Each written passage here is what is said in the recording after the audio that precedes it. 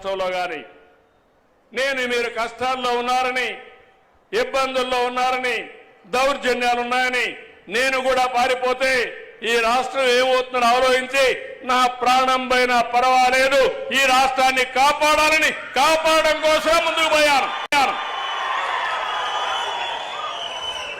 చాలా మంది అన్నారు జైల్లో నుంచి మీరు తిరిగి రారన్నారు. నేను ఎప్పుడూ భయపడలేదు.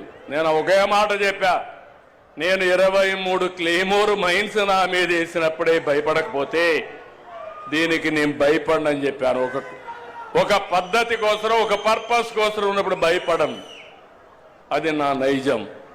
ఇప్పుడు చూస్తే నిన్న సాక్షాత్తు వెంకటేశ్వర స్వామి ఫోటో కూడా కౌన్సిల్లోకి తీసుకెళ్లిపోయారు.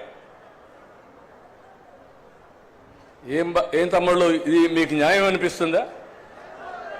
న్యాయం అనిపిస్తుందా? నేను మిమ్మల్ని అడుగుతున్నా. ఇలాంటి వాళ్ళతో నేను రాజకీయం చేయాలని మిమ్మల్ని అడుగుతున్నా. చెప్పులేసుకొని వెంకటేశ్వర స్వామి ఫోటో పెట్టుకొని ఫోటోలు తీసుకొని ఇసిరిసేస్తారు. అంటే ఏంటి మీ అజం? ఏంటి మీ అహంకారం? మీ అహంకారం అంతా ఒకటే, ఒక రాజకీయ పార్టీ అని. శివుడి తల మీద పాముంటే మనం ఏం చేయలేము ఒకసారి, అదే అనుకుంటున్నారు. నేను తప్పకుండా శివుడు తలపైన పాముంటే నమస్కారం పెట్టి శివుడికి దాన్ని బయట తీసుకొచ్చి పాముని ఏం చేయాలో అది చేస్తామని చెప్పి కూడా నేను మీకు తెలియజేస్తున్నా. ఎవరి కోసం ఇది? మీకోసం అవునా కాదా? పల్నాడులో ఏం జరిగింది? రాజకీయాలు ఏంటి? ముఠా కక్షలు. రాయలసీమ మొత్తం ముఠాల్ని పూర్తిగా అణిచివేసి ఈరోజు రాయలసీమ కరువు సీమ కాదు, రతనాల సీమని హార్టికల్చర్ హబ్గా తయారు చేస్తున్నారు. నీళ్ళిచ్చా హార్టికల్చర్ హబ్ చేస్తున్నా, రైతాంగాన్ని బాగు చేసే బాధ్యత తీసుకున్నా. ఇక్కడ కూడా మిమ్మల్ని అందుకే అడుగుతున్నా. నేను చాలా పెను మార్పులు తీసుకురావాలనుకుంటున్నాను. ప్రతి ఎకరాకు నీళ్లు ఇవ్వాలనుకుంటున్నాను. కరెంటు ఛార్జీలు పెంచకుండా ఉండాలనుకుంటున్నాను. మన పిల్లలకందరికీ ఉద్యోగాలు ఇవ్వాలనుకుంటున్నాను. ప్రతి ఒక్కరికి ఐటీ నేర్పించాలనుకుంటున్నాను. ప్రతి ఒక్కరు కూడా కష్టపడి పనిచేయడమే కాకుండా స్మార్ట్గా పనిచేసే విధానానికి శ్రీకారం చుడతాను. మీ జీవన ప్రమాణాలు పెంచుతాను. ఇలాంటి కార్యక్రమాలు నేననుకుంటే 24 గంటలు నిద్రలేస్తే ఇదే ప్రయోగాలు, చెత్త ప్రయోగాలు, పాతకాలపు రాజకీయాలు. మొన్న బయట వస్తే మీరే చూశారు. బయట వస్తే బలవంతంగా మనుషులు తీసుకొస్తారు.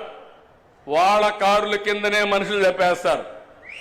చంపేసి మళ్ళీ గవర్నమెంటే చంపిందని మన మీద నెప్పవేస్తారు. పరామర్శలో పోతారు. పోతూ మనుషులు చంపేస్తారు. వీళ్ళు మాత్రం పరామర్శించరు. బతుకుండే వాళ్ళని పరామర్శిస్తారు. బూతులు తిట్టిన వాళ్ళని పరామర్శిస్తారు. నీకోసరం వచ్చి చనిపోతే పరామర్శించిన పార్టీలు ఇవన్నీ. అందుకే నేను అడుగుతున్నా, నేను చెప్పకూడదు అనుకున్నాను. వెంకటేశ్వర స్వామి విషయం బయట మాట్లాడడం మంచిది కాదని కొద్దిగా ఓపిక పట్టాను. కానీ 2 రోజులు ఓపిక పడితే తిరిగి ఆ నెపాన్ని నా మీద వేసి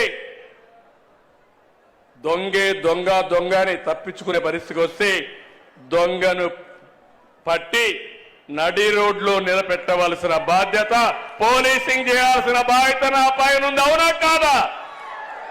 నేను చెప్పింది వాస్తవం. చేలు పైకెత్తండి. మీరు నాతో నడుస్తారా అని మిమ్మల్ని అడుగుతున్నా. Thank you. అది మీరు చేయండి. మనం మంచిగా చేద్దాం. నేను ఇక్కడికి వచ్చినప్పుడు మీ ఎమ్మెల్యే గారు, చీఫ్ విప్ గారు కొన్ని విషయాలు ఇక్కడ నాకు చెప్పారు. ఒకటి, మీరు చూస్తే ఇక్కడ 100 పడకల ఆసుపత్రిని వినుకొండ సిహెచ్ని 100 పడకల ఆసుపత్రిగా చేయమన్నారు.